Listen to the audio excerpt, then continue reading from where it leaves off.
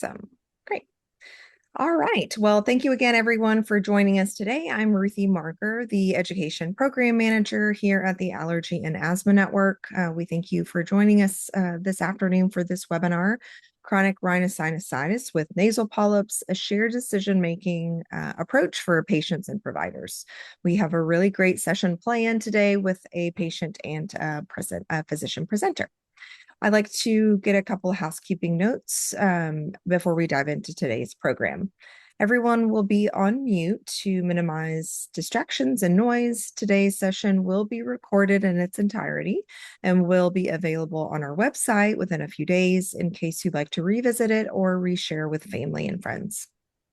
This webinar will last 1 hour and include time for questions and answers at the end. Feel free to submit your questions through the Q&A box at the bottom of your screen.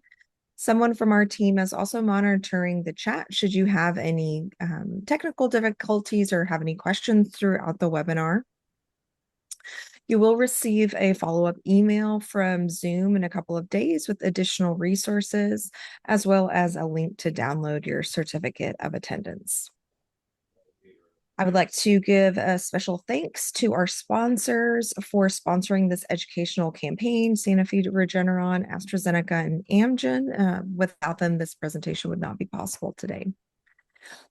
Now let's dive in. Living with chronic rhinosinusitis sinus and nasal polyps can significantly impact quality of life, and managing the condition often requires thoughtful collaboration between patients and their health providers. Today's program will highlight the importance of shared decision-making in developing individual treatment plans. We'll begin by hearing directly from a patient who will share their personal experience with living with chronic rhinosinusitis sinus with nasal polyps, followed by clinical insight and approaches to care and treatment options to promote shared decision-making. I'd like to introduce our first speaker, Rhonda Nelson. Rhonda will share her personal journey living with nasal polyps, including the daily challenges she faces, her path to diagnosis, and her experience navigating treatment. Rhonda was diagnosed with Aspirin-Exacerbated Respiratory Disease in 2002 at the age of 33. As a patient advocate, she is dedicated to raising awareness about AERD, a condition commonly characterized by asthma, nasal polyps, and a sensitivity to asthma. She also is supporting others living with the disease. With that, Rhonda, I will turn it over to you for you to share your story. Thanks so much for having me. So I'm just going to start where most patients start, and that's with the symptoms. For me, this began in my early 30s, and it really did take a couple of years to get a diagnosis of chronic CRS with nasal polyps and also my AERD diagnosis. How it started for me, it was with what I assumed was a cold that really just never went away. At first, it wasn't really dramatic. It just was constant. And every single day I was congested, my head felt full, and what I thought was occasional symptoms or seasonal symptoms really became every single day symptoms for me. And what made it more confusing was, and the reason I didn't assume it was something other than a cold, was because I'd never really experienced seasonal allergies. I'd never been diagnosed with asthma as a child. And so this all felt really new to me and really unexpected. There was pressure behind my eyes, just a dull, persistent, weighted feeling, headaches that never really fully resolved, the constant congestion, the constant postnasal drip, and what then led into frequent sinus infections. Night times were the hardest for me, as I would wake up just out of a dead sleep with uncontrollable coughing, wheezing, and gasping for air. And sometimes it would take hours to get that under control. And night after night was this same cycle. Sneezing fits that would come in waves. I'd sneeze dozens of times over and over again. And the coughing, excuse me, and the wheezing just was really unbearable. And every morning I woke up I was congested. Every night I struggled to breathe clearly. Lying down made it worse. And sleep was rarely restorative. I would wake up multiple times throughout the night, and I never really felt rested. Doing daily exercise, I noticed that I would become winded faster than I really should have been. And I also I had a constant foggy feeling, always tired and just not myself. My husband and I traveled frequently, and flights would almost always guarantee a flare. The pressure changes, the dry air just really intensified everything. Daytime for me looked like mouth breathing, constant tissues, fatigue, irritability, and brain fog. And then the one thing that slowly started to come into play was my sense of smell faded. At first, it was really subtle. And then one morning, I realized I couldn't smell my coffee. I couldn't smell food cooking. I realized I couldn't smell smoke. And that's when things really changed for me, because in some ways, smell is safety. It's also pleasurable. It's really sad when you can't smell the things that make you happy. And it's also a connection. So this is really another turning point for me that was really alarming. And I was trying to connect the dots. Months after months of these symptoms getting no relief with over the counter meds, I realized this wasn't just seasonal allergies or a lingering cold. But I still really didn't understand what it was, and neither did the doctors that I'd been seeing. I just began adjusting my life around it, and I adapted.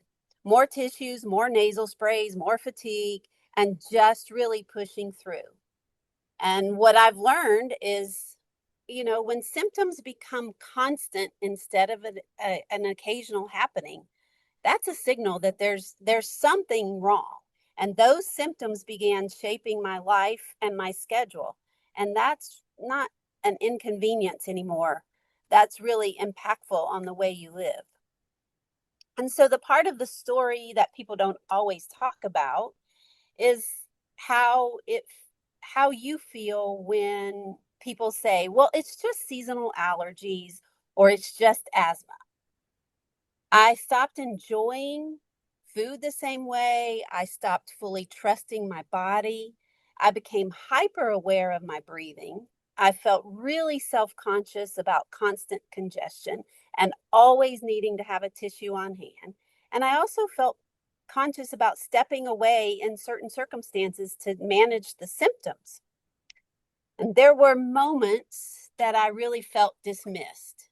Again, friends and family saying it's just allergies or it's just asthma, and sometimes even feeling dismissed in clinical settings when they would say, well, you just have another sinus infection or it's just, allergies. But what I was living felt far bigger than just. I had adjusted my life in ways I didn't even really recognize until after diagnosis. I carried medications constantly. I planned travel around flare ups, and I was mentally prepared for reoccurring infections and steroid courses. And all of this takes up space in your brain. You're constantly anticipating, you're constantly calculating, how will I feel tomorrow? Will this trip trigger my symptoms? Will I sleep tonight? Will my asthma flare? And that mental load is something that we patients carry and carry heavily. For a long time, I was treated for sinus infection after sinus infection after sinus infection, which was with antibiotics and steroid bursts and nasal sprays. And while all of these were temporarily relief, my symptoms returned. And I saw multiple specialists over a course of 2 years. Um, and I followed all of the recommendations carefully, but no one was initially connecting the dots. Because I have an extra component which is the AERD side of it that they mentioned, I'm extremely allergic to aspirin and NSAIDs. So this threw in an extra hurdle in my situation.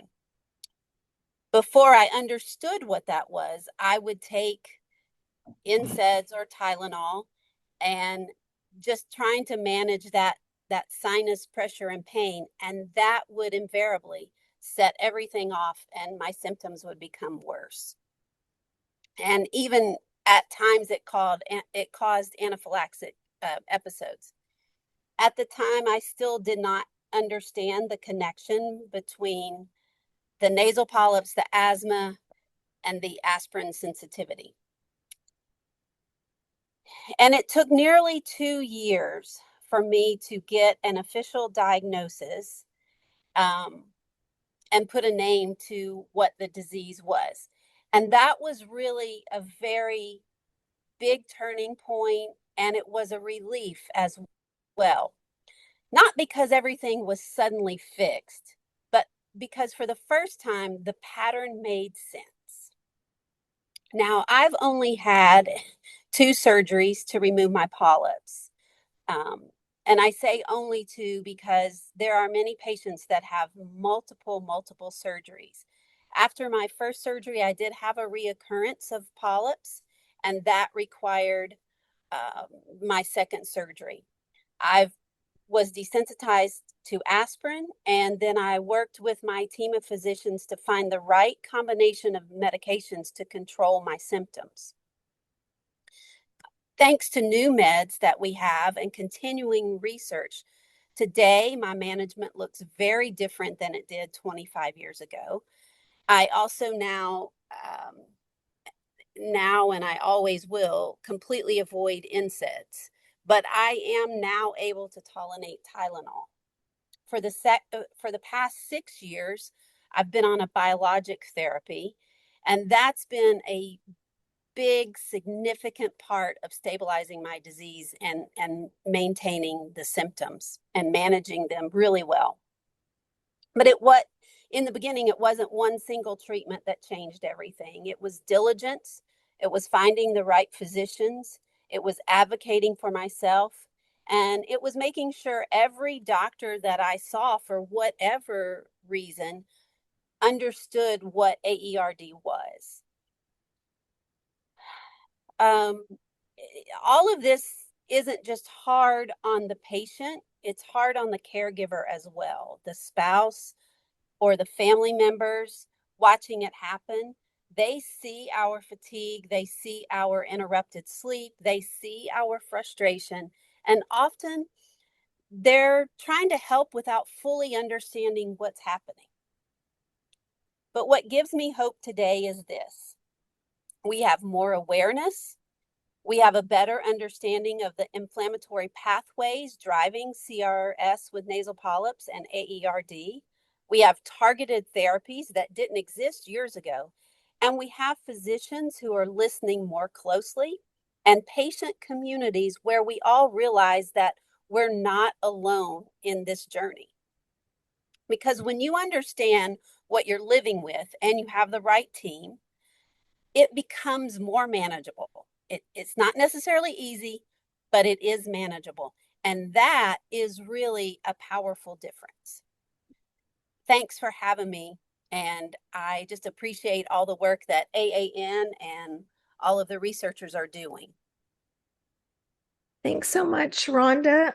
I know that you probably, can't see it in the chat, but someone gave you a shout out and saying thank you that their son lives with it as well. So really important to have that patient perspective is really important, especially when really trying to work on shared decision making. With that, I want to jump into our first poll question. So our first poll: what is your biggest challenge related to chronic rhinosinusitis with nasal polyps? And that can be from a patient perspective or a provider perspective.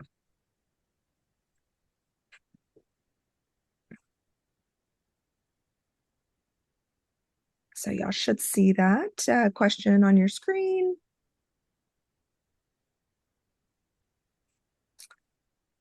We have some responses coming in. I'll just give it a minute to have as many people participate in the poll as possible.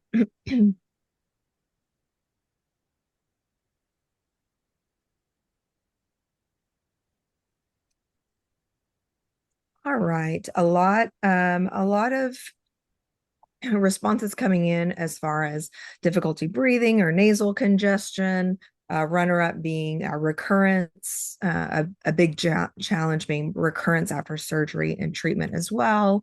With the third one coming up as understanding treatment options, including the use of biologics. So, all really important that hopefully Dr. White will address in his presentation, and we hope that you will have a better understanding of that. Um, I'll let a few more questions come in while I introduce Dr. White. So, our second presenter, Dr. Andrew White, is a board certified allergist and immunologist who treats a wide range of allergic and immune related conditions. His clinical practice includes caring for patients with asthma, allergic rhinitis, eczema, food allergies, hives, and other skin related conditions. He also manages chronic sinusitis and also nasal polyposis with particular expertise in aspirin-exacerbated respiratory disease, or AERD, also known as Samter syndrome, like Rhonda shared with us. Thank you for being with us here today, Dr. White. I will turn it over to you. Great. Thank you so much. Thanks, Rhonda. That was very eloquent. Probably more important part of the talk was hearing your story, and then less important what I'm going to have to say. I think we've really underestimated how profound CRS with nasal polyps can affect patients' quality of life. And I'll just share there's one quality of life study or a disease severity survey that where you can compare diseases to each other to try to see like how bad is like nasal polyps compared to asthma, compared to diabetes, compared to these, various illnesses that we get as humans. And nasal polyps actually is very similar to the effect on quality of life as Parkinson's disease. So very profound. You can imagine constantly living with a cold is it just wears you down over time. And so thanks for your story, Rhonda. Um, so we're going to talk a little bit today. I think part of the goal of today is really reviewing shared decision making, which means the conversation that you're having in the office with your doctor, deciding what your goal is, and then kind of what the tools are that can be used to achieve that goals. That's really a conversation. Some patients, we're going to talk about biologics. Some patients may be apprehensive and not want to go that route. There's other options. Some patients, that's really kind of exactly what they're looking for. There's pros and cons. And so that's a big part of the conversation.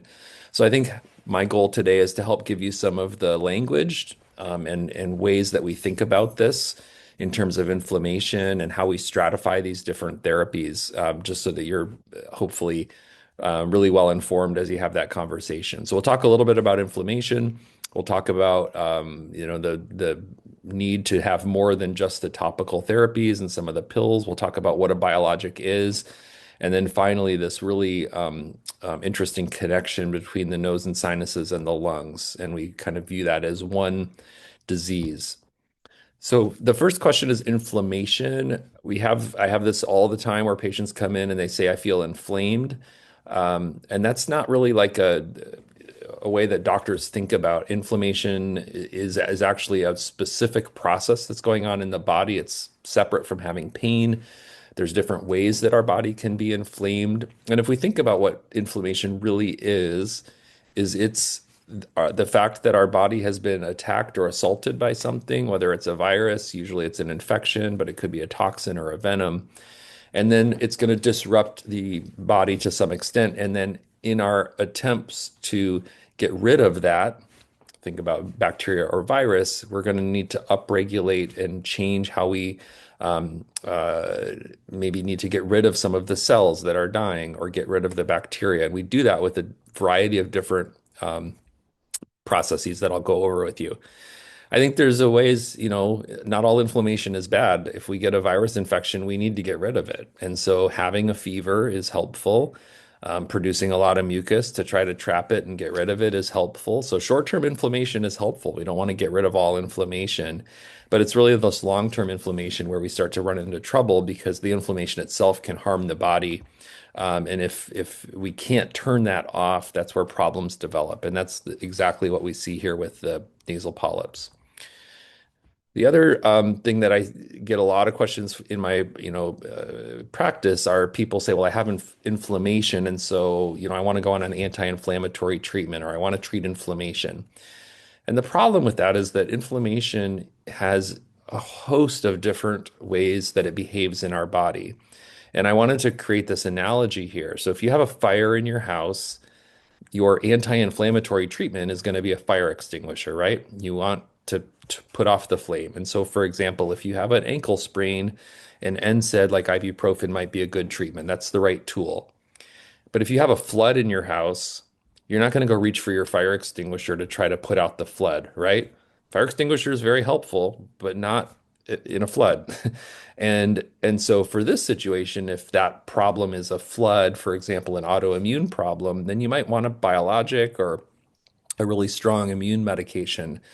And so that's the big difference here between these two. And then maybe the third reaction could be an allergic reaction. And so here you've got an external flood, right? And so turning off the water main to your house or using a fire extinguisher is not going to help at all, even though those are good tools for other situations.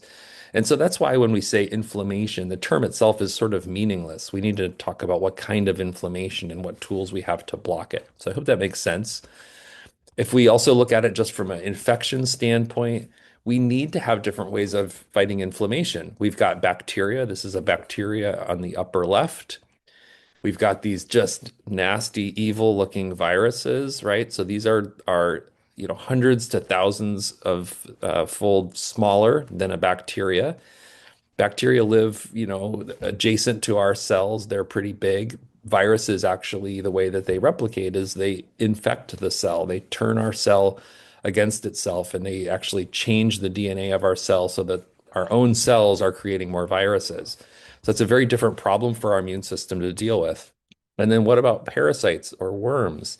So these are now hundreds of fold bigger than a bacteria. They've got multiple cells.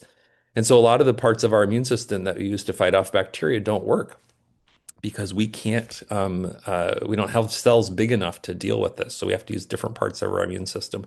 So this is why all of our inflammation and immune system is very specific to what its target is. We've got a lot of different arms of our immune system. So we've got T cells, those are in the middle. Those are kind of like the main conductors. If you don't have T cells, you usually can't survive out of the first year or two of your life. They are really important for kind of directing the entire response. It's like the conductor of a symphony. Then we've got cells that are intended to just sort of meet bacteria and try to kill the bacteria. So that's the macrophages and the neutrophils on the left. And then we've got the other cells that have really evolved more to help us with toxins and poisons and venom and parasites. And those are the eosinophils and mast cells. And these cells are all kind of turned on by a variety of different chemicals. So you can see we'll focus more today on the allergy ones because that's relevant. So we've got interleukin 4 or IL-4 and IL-13. These are the ways that our body sort of signals the alarm that we want to activate and get more of these cells to try to fight off this perceived problem. So this is what we're dealing with when we're talking about polyps. I'm guessing most people on the line either have a family member or have this themselves. What you can see here are the CAT scan in the middle. You've got the eyes that you can see. The brain is above that. And then underneath the eyes, you can see those sort of partially black holes. Those are the openings in the maxillary sinuses. Those are the sinuses behind your cheeks. And then the very middle of that is your nasal passage. All of that area underneath your eye, it should all be black. That would be air. And so that's all this inflammation and polyp that's growing down from the sinuses. It's blocking the airway, and it's really affecting the ability to smell because it's coming right from that area where the smell nerve comes from our brain. You can see the polyp itself there on the right. That's coming down out of the sinus, and you can see it's sort of growing around the normal tissue. That the middle turbinate is a normal part of our nose, and the polyp should not be there. Um, the polyp itself is not necessarily the cause of the problem. It's more of a symptom of the underlying inflammation. The more inflammation you have, the more polyp you grow. And if you can't control the inflammation, the polyp is just going to come back. And that's why just going back in for repeated surgery isn't always a good choice because you're not really addressing the problem of inflammation. So we're going to talk about type 2 inflammation. It's a very weird name to call something type 2. And I'll show you in a couple slides where we kind of got on that name. But that's the type of inflammation. And so if we're thinking about my analogy of a fire or an internal flood or an external flood, type 2 is one of those types, right? And so if this is an internal flood, then our treatment needs to be dealing with a water main and turning off the water main and not using something that's a fire extinguisher. So we're going to talk about how we target that inflammation. When that kind of inflammation is going bonkers in our nose and sinuses, we get thick mucus as a result of that. We start to form polyps because of all the swelling. You get congestion, and because all of that inflammation is affecting the area where the nerve comes out for sense of smell, you start to lose your sense of smell over time. So polyps are they're actually not dangerous. They're very different than polyps when we think about them in our colon or our GI tract. They don't turn into cancer. They're just the result of inflammation. They're pretty exclusively found just in the nose and sinuses. They don't affect other parts of the respiratory tract. And as I mentioned, they really affect congestion and sense of smell. They aren't an infection in and of themselves, but when you can't drain something in your body properly, then you are more likely to get infected. And so that is why patients often need to go on antibiotics a lot more often. This is why we think it happens. If people ask why, a lot of my patients say, like, why can't we just fix this? Um, and that we still are doing lots of research to try to understand that. But what we think is happening is that you have something that really damages the lining of your respiratory tract, probably a virus, but we don't know that for sure. And as Rhonda was saying, she felt like she had a cold and then it just never went away. There's actually a chance that that is what happened. It was a cold and then it damaged the epithelium. And then, unfortunately, for some of us, we can't repair that. And so you're left with this sort of wound in your sinuses and your respiratory tract. And over time, your body says, like, well, we got to try to heal this. And so you start to create some inflammation, kind of in a misguided effort to repair it.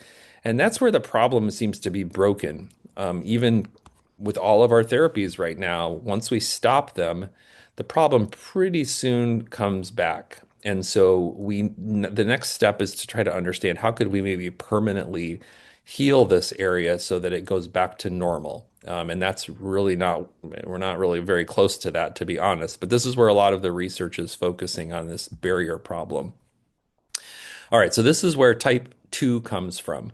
I'm not going to go through all of the exact reasons we ended up even calling it type 1, 2, and type 3, but this is how we've landed as a immunology and allergy and rheumatology societies. So type 1 is a program of inflammation that involves those cells that you see there. So neutrophils, a certain type of T cell called a Th1 cell, and then these other cells, innate lymphocytes, type 1, and natural killer cells or NK cells. They're really identified by the types of chemicals that they produce. These are called cytokines. And then ultimately, they are that inflammation is going to work best to either get rid of viruses or bacteria that live inside the cell. So this is basically trying to kill things that are invading our own cells. The next is the type 2, and these, the main cells that are different here are the eosinophils, the mast cells, and the basophils. And many of you may know mast cells are the cells that are loaded with our antibodies. And if we have a bad allergic reaction to a peanut or to a bee sting, it's because the mast cells have antibodies that recognize that. And when we do skin testing or blood testing for allergy, that's what we're measuring. And then these other cells, eosinophils and basophils, are also really involved. Many of you with polyps will have higher levels of eosinophils in your blood. And the chemicals that are involved here, we're going to talk about in a little more detail. So some of these are treatment targets for us. And if we think about why do we have this type of immunity, it's really to help us deal with parasites, that's helminths, or venoms. So when we get stung by a bee and it gets swollen and itchy, that's actually our body's attempt to try to neutralize that toxin. And then finally, type 3, we're not going to talk about this, but this is looking at a different set of invasions. So fungus or bigger bacteria, things like strep infections or staph infections, those are going to be dealing with this type 3 immunity. All right, so I'm going to ask this question, and then I think I'll have Ruthie give us the answer if you can answer this. So, our poll question number 2: have you experienced nasal polyps that returned after treatment or recurrent nasal polyps? So please answer. We'll wait a minute, and I'll let Ruthie give us the answer. And it probably might have shown you a couple of other questions as well, but we'll just take them one by one. So feel free to answer question number 1 if you didn't earlier, and then just look towards answering number 2. We have some responses coming in. Have you ever experienced nasal polyps that returned after treatment? Right now we have about 38% saying yes. We do have a good amount of health professionals here, so we have that as an option as well, that they're here from their clinical standpoint. We have 14% saying no issues with recurrent nasal polyps, and about 5 people so far saying that they're 5%, I'm sorry, saying they're not sure. The yes has gone up to about 33% now. So, Okay.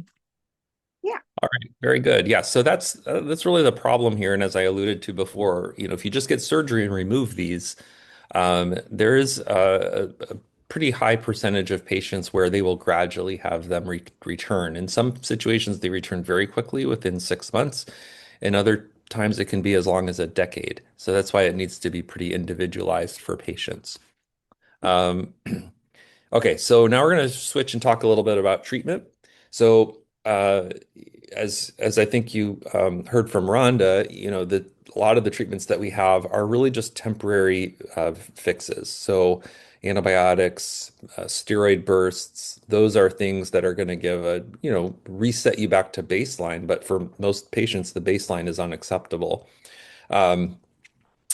High recurrence rates, we do not want to have patients get surgery and then 1 year later they're back where they started from. And that's because there's a core issue of inflammation that may be unaddressed. And so there was a huge need to advance our treatment armamentarium. And that's really where we've seen this huge shift in the last decade in terms of what we've been able to offer and discuss with patients. So I'm going to go over with you some of the treatments and the targets that we have. So when we looked at that type 2 immunity, so remember, this is where things have gone wonky in the sinuses. We know that these cells, the eosinophil, interleukin 4, interleukin 5, interleukin 13, something called TSLP, and IgE. These are all things that we can now very specifically target. We know that these are involved. We know that targeting them is safe for us. We don't get very sick if we remove these from the equation. And so we'll talk about how we've done that with some of the biologic therapies going forward. All right, so what are biologics? So biologics are targeted medications. You can think about it as sort of like a drone or something that's got like a very specific target. So they are made from living cells. They are actually antibodies. And so just like we make antibodies to tetanus, if we get a tetanus vaccination, these are created to have a very similar, very specific target. Because they are antibodies, they can't generally be given in a pill form. They have to be given by injection, or sometimes intravenous infusions. They are, like I said, very targeted, which makes them very different from a steroid. If we went back to that type 1, type 2, type 3 picture, steroids would turn that all down. They're great treatments for inflammation. The problem is that they have a whole set of problems that they cause as well. And that's why we don't want to be using them as our default. We want to really be focusing on targeting them. And so these targets now are focused more on type 2 inflammation with the idea that we could help prevent polyp regrowth. So these are really made in like almost like a little bioreactor in a factory where they can figure out what you have on the left is a very specific shape. It's almost like a lock and a key. And so you got to figure out exactly how you can target this one thing and not target everything else, just like the key to your, front door. It'll work in your door, but not in any of your neighbor's door. So scientists are able to really target this and figure it out and spend a lot of money and do a lot of experiments to prove that you could safely do that and have it target it specifically. So that's exactly what we see here. Um, you certainly can see side effects from this.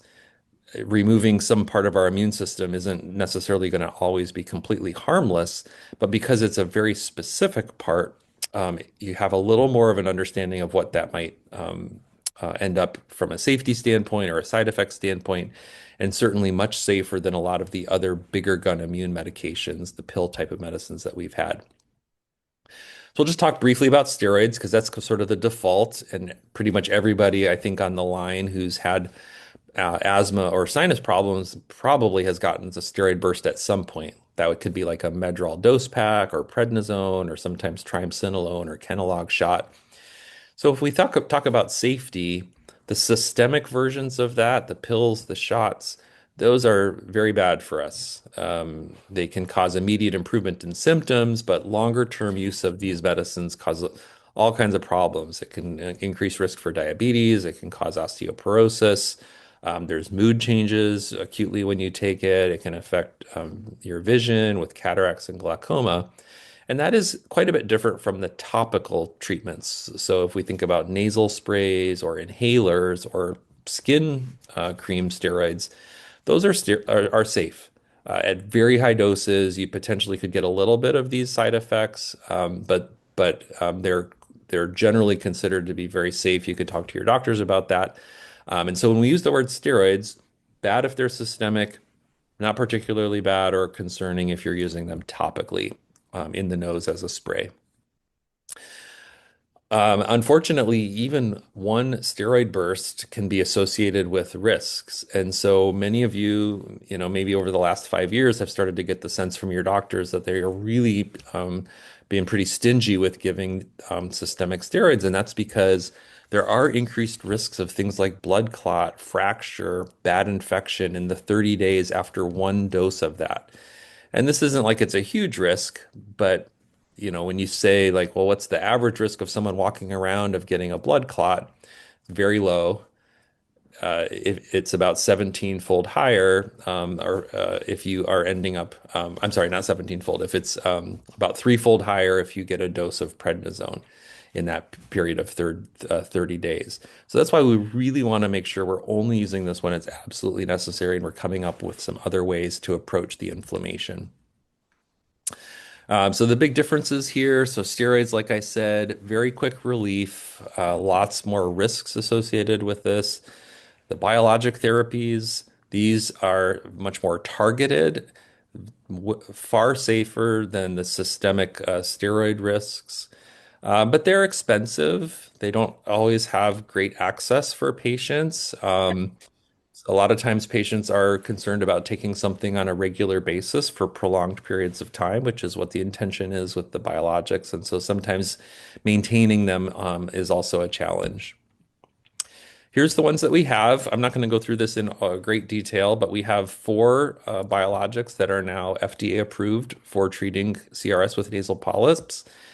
They all have other things that they can treat. And a lot of times your doctors will be going over this with you. It's like, well, if you have, a hive problem, then that would make two of these drugs maybe a better choice for you than others. So this will always factor into the decision, and hopefully any doctor that's going over this with you is taking this into account. So this is where they target. I'm not going to spend a lot of time, but just showing you. So dupilumab is going to target these two chemical cytokines. Mepolizumab, which is known as Nucala, targets interleukin 5, and that hits eosinophils. Tezepelumab or Tezspire blocks a cytokine called TSLP. And then omalizumab or Xolair is going to target IgE, which is the allergic antibody. All right, let's see how many of you have both asthma and nasal polyps, not just nasal polyps alone. So again, relaunching all those polls. If you didn't have a chance to answer question 1 or 2, now is your chance, but we're on question 3. Do you have asthma and nasal polyps? The response choices being, yes, I have both. I have nasal polyps, but not asthma. I have asthma, but not nasal polyps, or no to both. We have about 43% of people saying I have both. About 6%, I'm sorry, saying they have nasal polyps, but not asthma. And about 11% saying they have asthma, but not nasal polyps, with really the majority of our attendees having both right now, about 36%. Great, thanks. That's actually pretty consistent with a lot of medical studies. So about 40 to 60% of patients with nasal polyps also have asthma. They travel together. So we'll talk a little bit about that in our last couple minutes. So we now think about nasal polyps and asthma as really kind of a single disease. Um, Now, obviously, if you see a pulmonologist, they're going to probably be more focused on asthma. Your ENT surgeons are going to be more cluing in on nasal polyps. But all of us should be thinking about this as a shared pathway of inflammation. They both are driven by type 2 inflammation. A lot of our therapies work for both of them. And there's some really interesting ways that these are connected that we don't even really totally understand, to be honest. Like, for example, if you put a little grass pollen deep in the lung of a patient with asthma, the next day you can actually detect that their nose is more inflamed than it was the day before. So the fact that these both occur together isn't just a chance. It's really manifestations of the same disease. Some things that we try to tell our other clinicians are that the things that would predict that these diseases are both happening in the same person. So, really profound loss of smell, patients that have really significant problems with nasal congestion, lots of recurrent infections. They're ones that are often going to have problems with their respiratory tract. And the opposite is true as well. People that are using a lot of inhalers and have very poor asthma control, about a third of them will also have problems with their sinuses. So, one of the things that we really know, and this is in many studies, is that if you treat the polyps, the asthma often will improve. And a lot of patients will tell you that when their sinuses flare up, their asthma does, or if their sinuses are worsening and they're kind of getting to the point where they may need surgery, their asthma is also much more difficult to control during that period of time. And there's actually studies showing that just getting sinus surgery alone can temporarily improve asthma. So really interesting how these things are connected. And we call this the united airway or the unified airway. And this is how we view that these are connected, even though the throat sort of is a different part of the respiratory tract. It's not like what's happening in the upper part doesn't travel down and affect the lower part. So both of these things influence each other. And when we are considering a treatment, we really should be thinking through, is our treatment going to be able to target all of this type 2 inflammation if the patient has it in more than just one part of their respiratory tract? And so that's the main goal here is, if these therapies can really target the entire united or unified airway.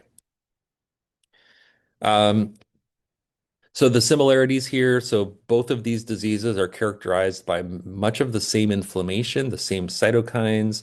If you had looked carefully at that list of the four biologics, in addition to them all being approved for polyps, they are also all approved for asthma. They work for both.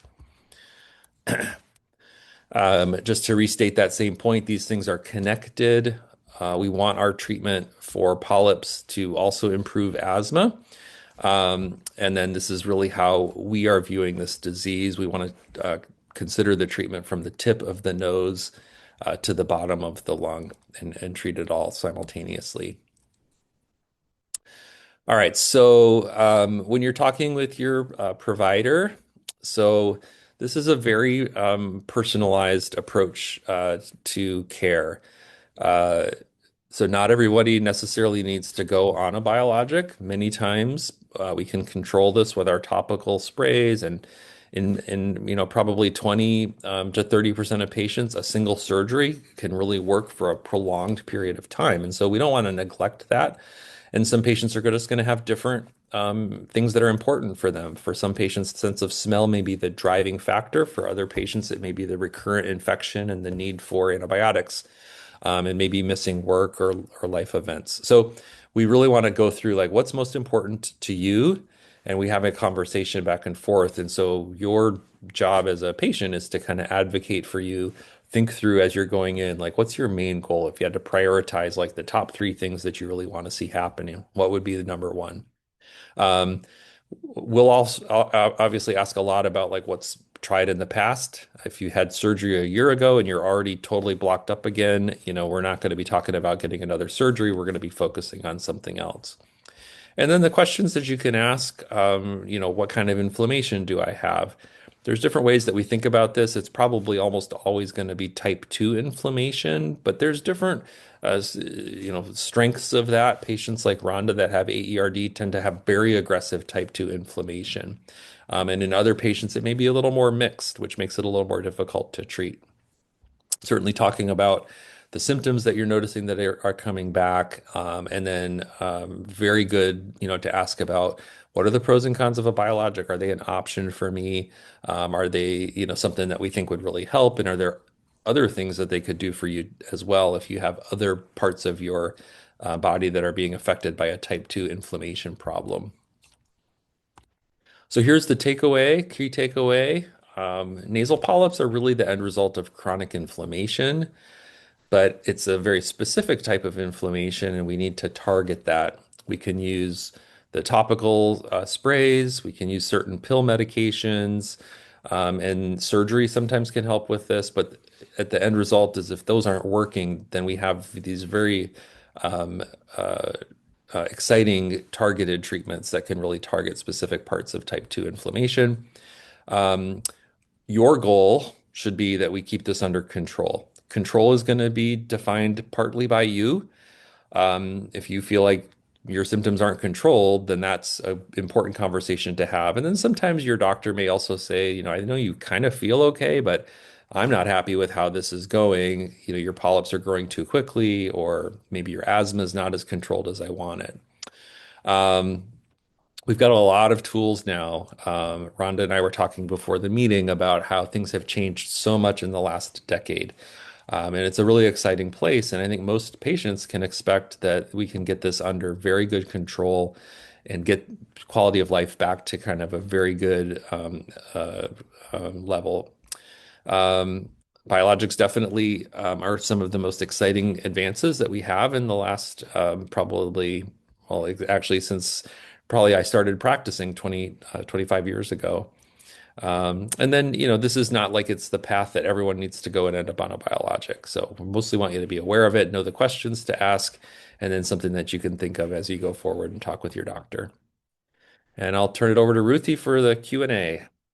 Awesome. Thank you so much, Dr. White. Lots of awesome information shared, and couldn't have done it better with Rhonda sharing her story as well.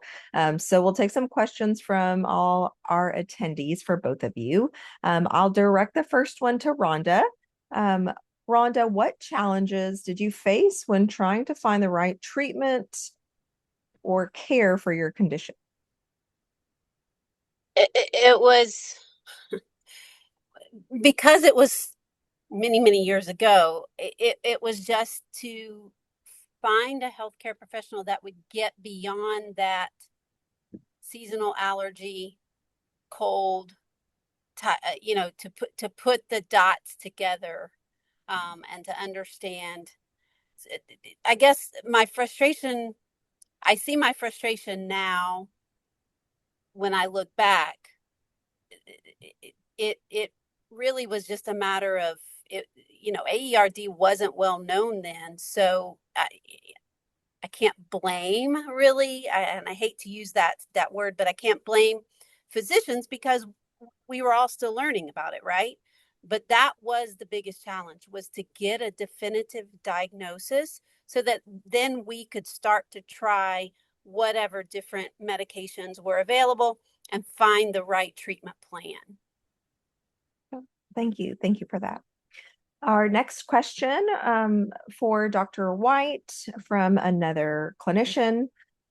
He would like an elaboration and hopefully a better explanation about recurrent chronic rhinosinusitis with nasal polyps with biologics. I believe he's saying an example of anti-IL-4, 5, 13, and anti-IgE as available in our modern medical community.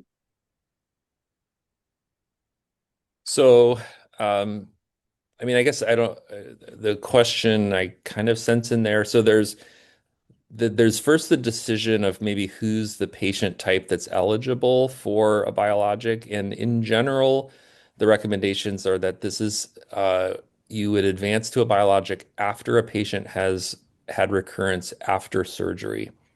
We still feel like surgery can be an appropriate treatment and prevent a patient from going on a biologic. And so we really want to have that be the default for most patients. We don't have great ways to predict who's going to have early recurrence. So generally the path kind of default is surgery first, good topical therapy, and then if you have early symptom or polyp recurrence, at that point we move on to biologic. And we don't wait for the patient to be completely miserable and full of polyps again. It's just once the writing's on the wall. Then the question, I guess, maybe would be if you're on a biologic, do you still get recurrence? And what do you do?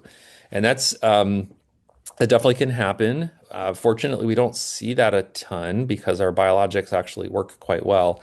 But there is certainly a group of patients that don't respond. Sometimes they may need a different target. If you look at the IgE versus TSLP versus IL-4 and IL-13, we also don't have a good way to predict that. And so we usually will have patients try something for about 6 months. And if they have recurrence or symptoms aren't well controlled, we'll switch and move on to a different target. So those, I think, are the questions about polyp recurrence. We look for polyp recurrence to define the group that we want to start a biologic on. And then if there's polyp recurrence on a biologic, we'll consider switching. Okay, another question for you, Dr. White. Someone is sharing about their son journey on a biologic. His biologic was interrupted due to change in insurance plans, and symptoms of the condition was worse. He had another allergic type of reaction with his skin, etc. Now he is afraid he would die without the biologic. Have you seen anything with someone who has had a biologic and then come off of them? Yeah. So, the medicines are not studied necessarily to kind of look at the post-treatment phase or necessarily coming off of them. But in all of the studies that were done, there's usually a period of time where the patients are off the therapies. These are like the FDA-approved studies. So like for dupilumab, for example, or mepolizumab, the patients were on it for, 6 months to a year, and then they stopped it, and we're actually able to see what happens while they stopped it for a period of time. And the majority of patients will have recurrence, usually within 6 months. For mepolizumab, it seemed like it was a little bit longer potentially. But unfortunately, that's the expectation is that this will recur. Um, I don't. I think the concern about how they'll do if they're off of it long term is valid. There's lots of kind of ways that we try to get biologics for patients, and so I would say like, we wouldn't. expect that the person would just not be able to have access to them at all if they've been working. But that's a understandable question and concern. Thank you for answering that. Our next question for Rhonda. What advice would you give someone who has recently been diagnosed with chronic rhinosinusitis, sinus and nasal polyps, or AERD? Do your research. I always tell people, keep a journal of your symptoms.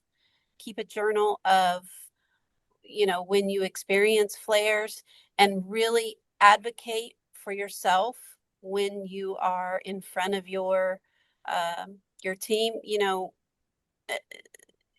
When you see your physicians, we have a very short window of time and they don't see us every single day. So the more information you can give when you go see your physician about what you're experiencing, about your symptoms, the better communication will allow for you and your medical team to come up with an appropriate plan. And that's gone a long way for me in working with my group of physicians. Thank you. Yeah, and there was another question that had a follow-up asking, how do you advocate for your own health as well? So that kind of ties into that response. We have time for one more question. We've had a lot, so let me go through and get one. Okay, there's a statement and I think a question. So with all, Dr. White, with all of the available biologics, improvement in chronic rhinosinusitis with nasal polyp symptoms is about 20 to less than 50%. The question is, are we looking at the right pathophysiology of chronic rhinosinusitis with nasal polyps? I don't know if I would say that we only get 20 to 50% improvement. There are certainly non-responders, and some of the biologics probably work better than others.